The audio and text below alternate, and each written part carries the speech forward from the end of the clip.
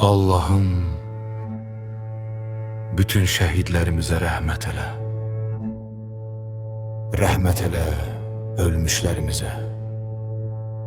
Amin.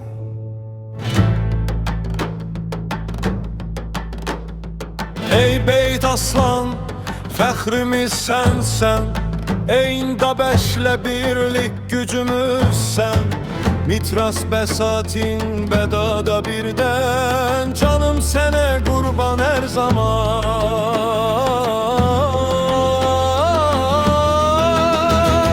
Beyt Aslan, eyndə bəş mitras bir can. Bəsatin bədada birdir bu məkan. Tartusun fəxri şanımız qalacaq hər zaman. Beyt Aslan, eyndə bəş mitras bir can. Bəsatin bədada birdir bu məkan. Tartusun fəxri şanımız qalacaq hər zaman. Ey eyndə bəş səfa qaynağı, səndən yayılır birlik işığı. Məhəbbət dolur hər bir yeri, fəxr olur hər yanacaq.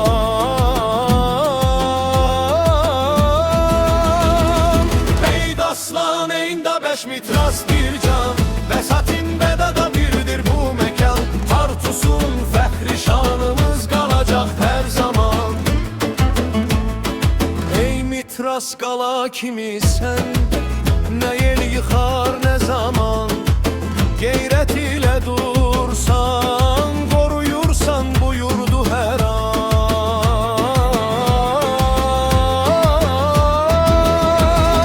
Beyt Aslan, eyndə bəş mitras bir can. Bəsatin bədada birdir bu məkan. Tartusun fəxri şanımız qalacaq hər zaman. Ey Bəsatin yaşıl bağlar, bərəkət dolu bu torpaqlar. Əmək vəfa həm də iqrar, sevgi saçar hər yana can.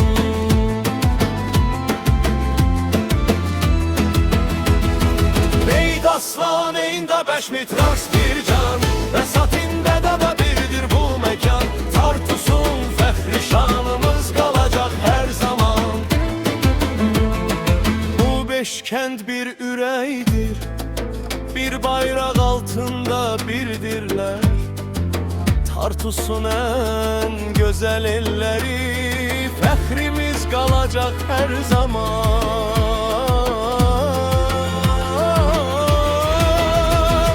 Beyt Aslan, eyndə bəş mitras